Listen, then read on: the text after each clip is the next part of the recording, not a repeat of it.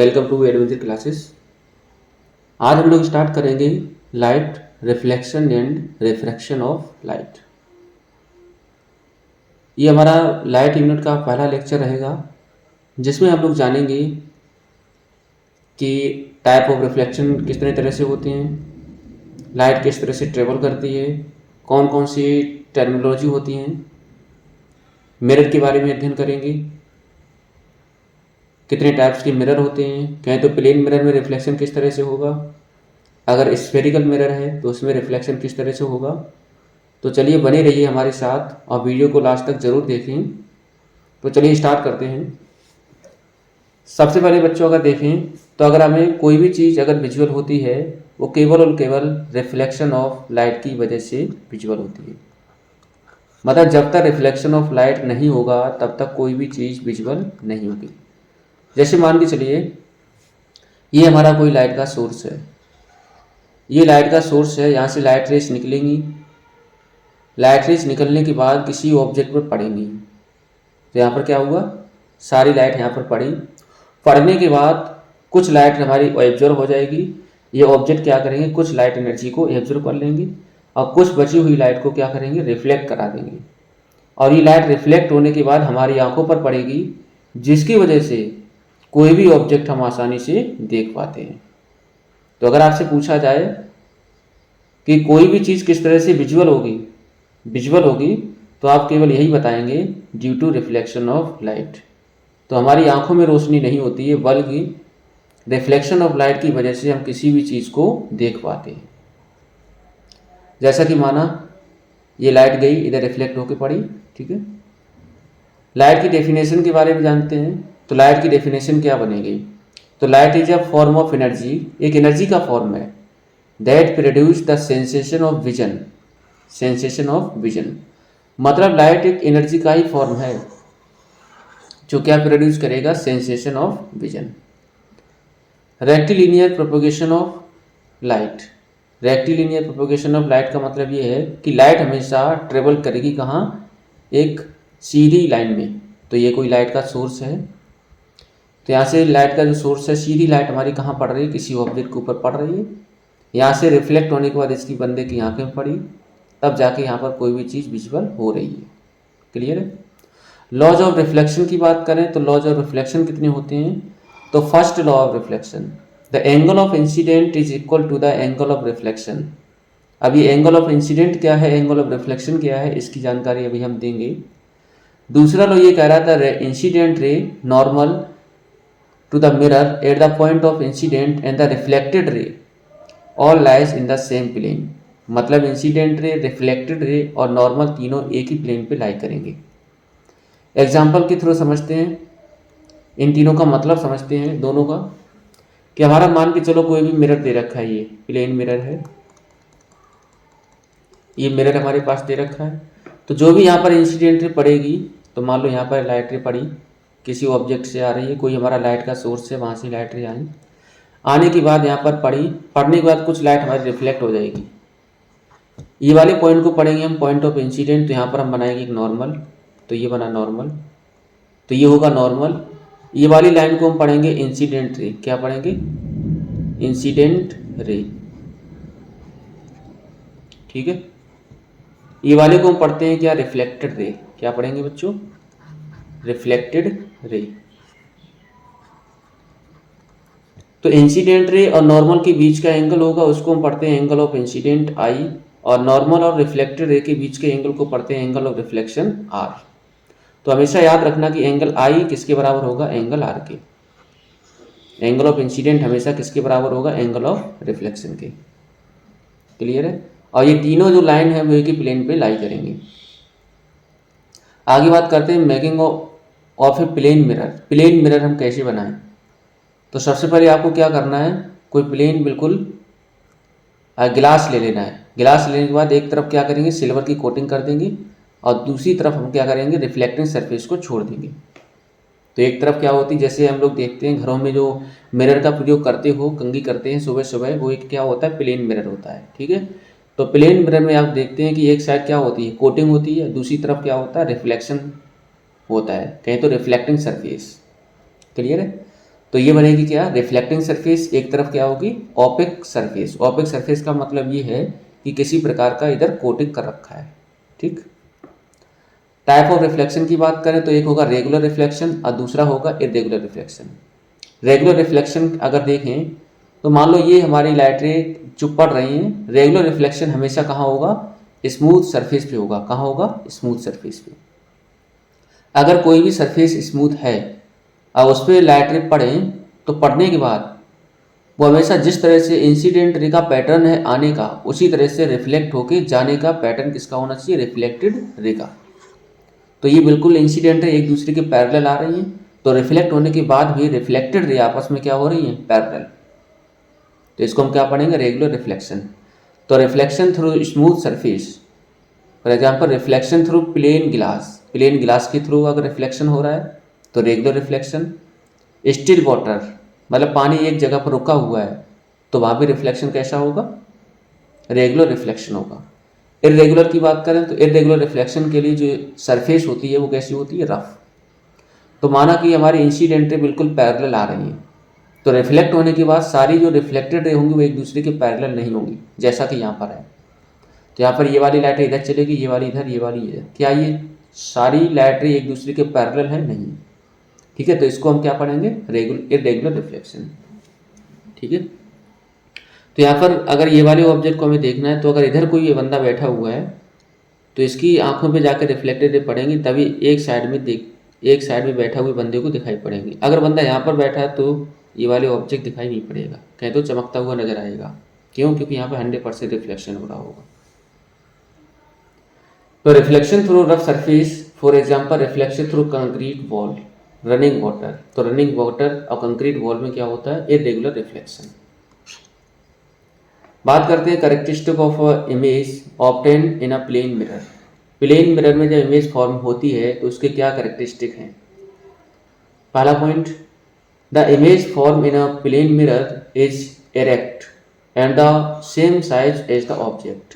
Erect का मतलब होता है कि जो भी इमेज बनेगी वो सीधी बनेगी। कैसी बनेगी, सीधी, अपराइट, ठीक है। इमेज जो भी बनेगी कैसी होगी, सीधी होगी। जैसे मान के चलो ये प्लेन मिरर है, ये कोई ऑब्जेक्ट है, तो अगर प्लेन मिरर में देखोगे तो बिल्कुल सीधा नजर आएगा, तो इरेक्ट हो गया। और सेम साइज, जितना साइज ये बंदे का है उतने साइज ये इमेज का रहेगा।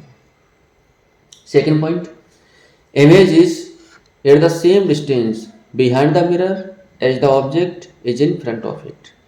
मतलब इमेज जो होगी वो सेम डिस्टेंस पर फॉर्म होगी जितना डिस्टेंस पे कोई ऑब्जेक्ट है मिरर से। तो जैसे मान लो यहाँ पर कोई ऑब्जेक्ट है, ठीक है, image is at the same distance से फॉर्म होगी। जैसे मान लो अगर ये 2 मीटर दूर है, जैसे ऐसे समझो कि ये प्लेन मिरर है, तो प्लेन मिरर के सामने अगर 2 मीटर पर कोई बंदा बैठा है, यहाँ पर 2 मीटर, तो इमेज भी हमारी कहाँ फॉर्म होगी, 2 मीटर अंदर। क्लियर है, ये बता रहा है। अगला पॉइंट क्या बता रहा है, image in a mirror is laterally inverted. Lateral inversion का मतलब क्या होता है कि लेफ्ट जो है वो राइट हो जाए, left becomes right and right becomes left. जो राइट है वो लेफ्ट हो जाए, लेफ्ट है जो राइट हो जाए, ठीक है। जैसे मान लो यहाँ पर देख पा रहे होंगे, अगर ये ऑब्जेक्ट है तो इसने वास्तव में कौन सा हाथ ऊपर किया है, उल्टा हाथ ऊपर किया है, लेफ्ट हैंड। लेकिन मिरर में क्या दिख रहा है कि सीधा हाथ इसने ऊपर किया है, ठीक है। तो लेफ्ट का राइट। जैसे प्लेन मिरर है तो प्लेन मिरर के सामने अगर मान के चलो हमने ये आर बनाया तो मिरर में क्या बनेगा, इस तरह से बनेगा, लेटर इन्वर्जन। तो जैसे एम्बुलेंस आप लोगों ने देखा होगा, एम्बुलेंस किस तरह से लिखा होता है, लेटरल इन्वर्जन, ठीक है। तो ऐसे लिखा होता है AMBULANCE,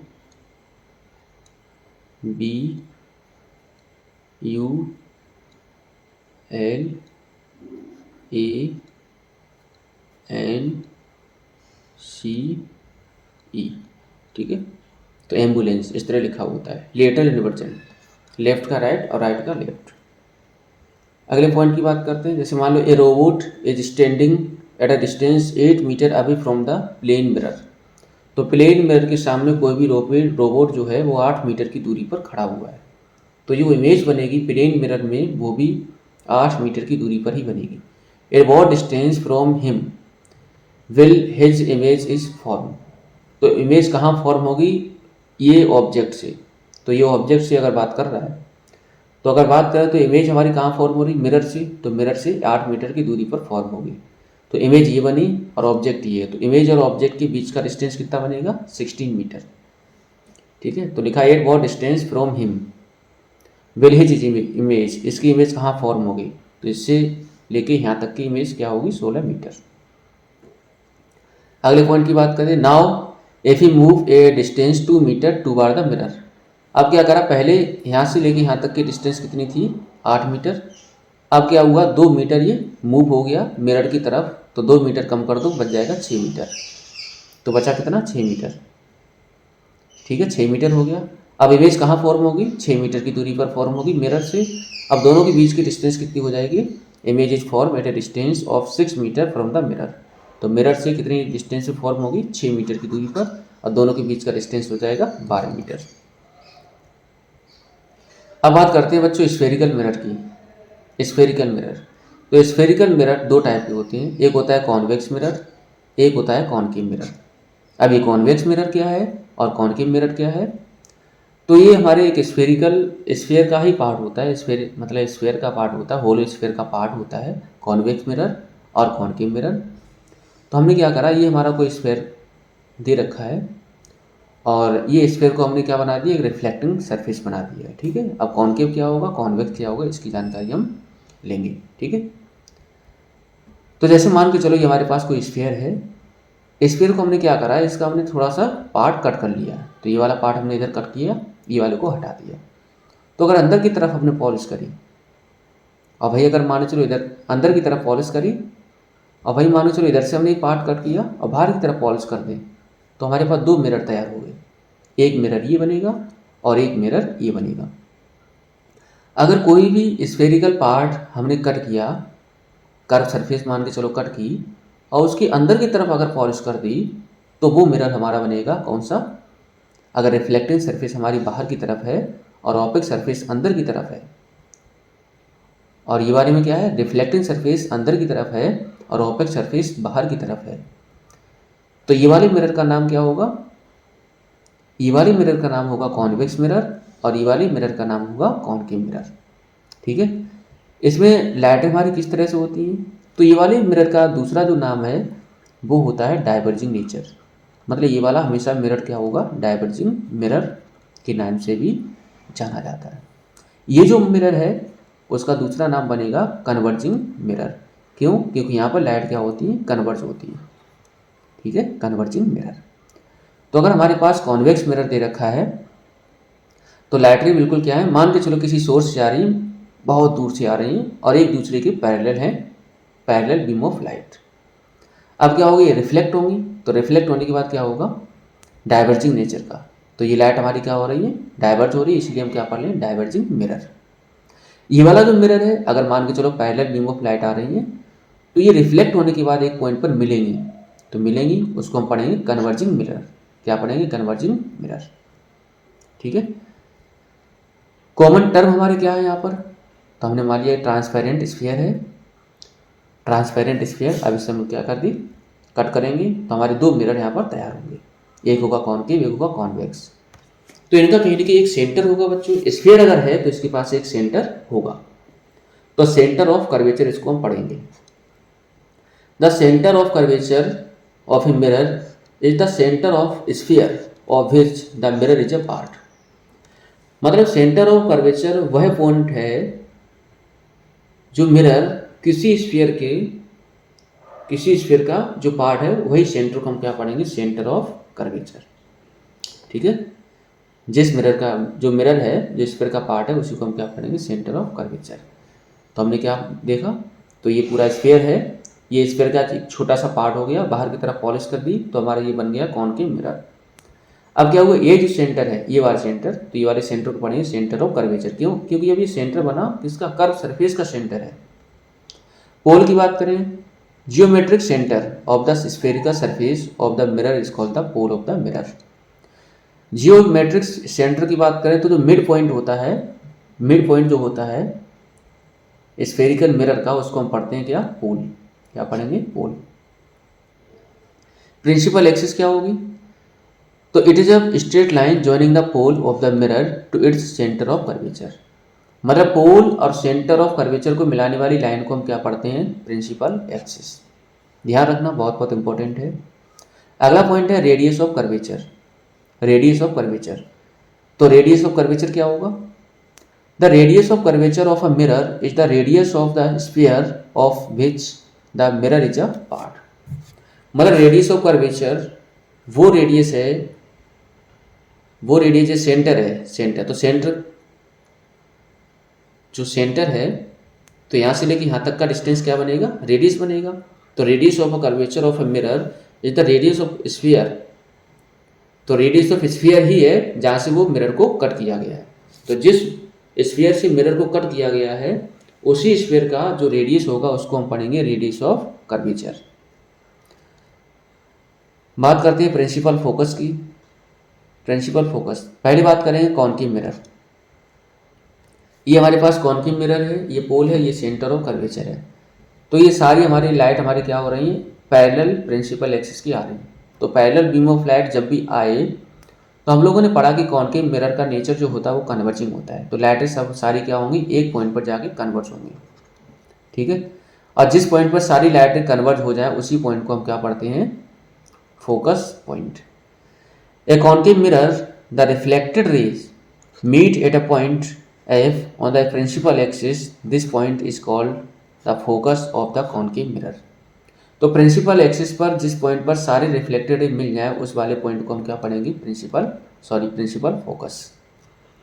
कॉन्वेक्स मिरर की बात करें तो कॉन्वेक्स मिरर हमारे पास ये दे रखा है जिसमें रिफ्लेक्टिंग सरफेस क्या होती है, बाहर की तरफ होती है, और पॉलिश हम कहाँ करते हैं, अंदर की तरफ। तो यहाँ पे लाइट रे आई, सेंटर हमारा इधर बनेगा, इसके लिए पोल ये होगा, प्रिंसिपल एक्सिस ये है, पोल और सेंटर ऑफ कर्वेचर को मिलाने वाली लाइन। लाइट क्या होगी, पैरेलल बीम ऑफ लाइट है। अब ये क्या होता है, डाइवर्जिंग नेचर का है मिरर, डाइवर्जिंग नेचर का मिरर है। तो लाइटें यहाँ पर पड़ने के बाद रिफ्लेक्ट हो जाएंगी, जब रिफ्लेक्ट होंगी तो इस तरह से डाइवर्ज करेंगी। तो ये लाइटें कभी इधर जाके मिलेंगी नहीं मिलेंगी। तो ये सारी लाइटों को हम पीछे तक बढ़ाएंगे। जब ये सारी लाइटों को हमने पीछे तक बढ़ाया तो प्रिंसिपल फोकस पर, मतलब प्रिंसिपल जो लाइन है उस पर जाके मिल गई। तो प्रिंसिपल एक्सिस पे जाके एक पॉइंट पर मिली सारी लाइट रे, तो ये वाले पॉइंट को हम पढ़ते हैं प्रिंसिपल फोकस। किसके लिए, कॉन्वेक्स मिरर के लिए। तो ये convex mirror the reflected ray do not meet at any point. Convex mirror में वास्तव में कोई भी लाइट रे आपस में मिलती नहीं है रिफ्लेक्ट होने के बाद, जैसा कि आप देख पा रहे हैं। तो ये लाइट इधर गई, रिफ्लेक्ट होने के बाद इधर चली गई, ये वाली लाइटर इधर गई, रिफ्लेक्ट होने के बाद इधर चली गई, ये वाली लाइटर इधर गई, रिफ्लेक्ट होने के बाद इधर आ गई, ये वाली लाइटर इधर गई, रिफ्लेक्ट होने के बाद इधर आ गई। तो ये लाइटें कभी आपस में मिलेंगी नहीं। तो हमने क्या करा, इनको पीछे तक बढ़ा दिया। जब पीछे तक बढ़ाओगे तो यहाँ पर जाके आप वास्तव में वो मिल गई। जब वो वास्तव में मिली, वास्तव में नहीं मिली मतलब मिलाया गया, मतलब ठीक है, तो मिलाया गया। But the appear to come from a point F on the principal axis, लेकिन ये एपियर हो रही है पॉइंट पर behind the mirror. This point is called the focus of the convex mirror. ये वाले पॉइंट को हम पढ़ेंगे कॉन्वेक्स मिरर का फोकस पॉइंट। तो ये वाले को पढ़ते हैं हम रियल फोकस। क्यों, क्योंकि यहाँ पर लाइटें वास्तव में मिल रही हैं, ठीक है, लाइटें हमारी रिफ्लेक्ट होने के बाद वास्तव में मिले तो क्या होगा, रियल फोकस। ये वाले को हम पढ़ेंगे वर्चुअल फोकस। क्यों, क्योंकि यहाँ पर लाइटें वास्तव में मिल नहीं रही हैं, इनको मिलाया गया है, ठीक है। तो लाइट रे हम क्या करें, इनको पीछे तक बढ़ाए तो एक पॉइंट पर मिलती हुई नजर आए, तो इसको हमने क्या पढ़ दिया, वर्चुअल फोकस। फोकल लेंथ की बात करते हैं। The distance of the focus from the pole of the mirror is called the focal length of the mirror. मतलब पोल से लेकर फोकस तक की डिस्टेंस को हम क्या पढ़ेंगे, फोकल लेंथ। तो ये क्या बनेगी, फोकल लेंथ। ये पोल है, ये फोकस पॉइंट है, इन दोनों के बीच की डिस्टेंस को हम पढ़ेंगे फोकल लेंथ, ठीक है। तो पोल है, ये फोकस पॉइंट है, दोनों के बीच की डिस्टेंस को पढ़ेंगे फोकल लेंथ।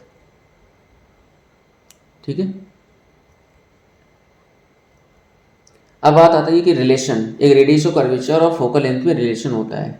तो फोकल लेंथ हमेशा रेडियस ऑफ कर्वेचर का हाफ होगा।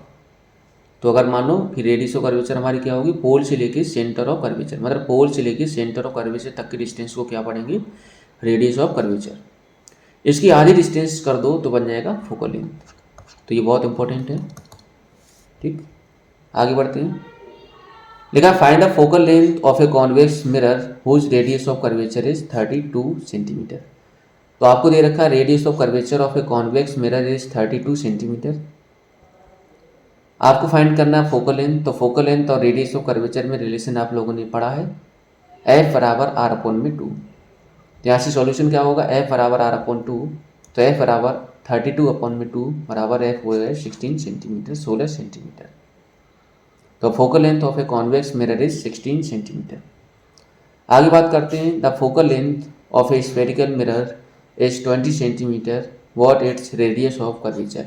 यहाँ पर आपको दे रखा है फोकल लेंथ कितना है, 20 सेंटीमीटर। फाइंड करना है रेडियस ऑफ कर्वेचर। तो आपको गिवन है focal length of A spherical mirror is 20 centimetre. क्या निकालना है आपको, रेडियस ऑफ कर्वेचर। तो यहाँ से फॉर्मूला का प्रयोग करेंगे भाई, एफ बराबर आर अपॉन में 2। तो आर बराबर क्या हो जाएगा, एफ बराबर आर अपॉन 2। तो आर बराबर हो जाएगा 2 इंटू में एफ, तो बनेगा 2 इंटू में 20 बराबर हो जाएगा 40 centimetre. Radius of curvature of spherical mirror is 40 centimetre. तो ये हमारा आज का लेक्चर था, जिसमें हम लोगों ने पढ़ा कुछ टर्मिनोलॉजी थी स्फेरिकल मिरर को लेके, कौन कौन से हमारी टर्म है जिनका प्रयोग होगा आगे, इनकी जानकारी जरूरी है। और हम लोगों ने देखा कि रिफ्लेक्शन ऑफ लाइट कितने टाइप का होता है। ठीक है, प्रिंसिपल एक्सिस क्या है, फोकस पॉइंट क्या है, डाइवर्जिंग मिरर किसको कहते हैं, कन्वर्जिंग मिरर किसको कहते हैं। तो ये सारी जानकारी हम लोगों ने ली। अब आगे नेक्स्ट लेक्चर में हम लोग पढ़ेंगे कि कौन कौन से हमारे रूल हैं इमेज को ऑब्टेन कराने के, वो रूल हमेशा ध्यान रखना। ठीक है, तो अगर वीडियो पसंद आया हो तो चैनल को सब्सक्राइब, शेयर, लाइक करना ना भूलें और पढ़ाई करते रहें। All the very best.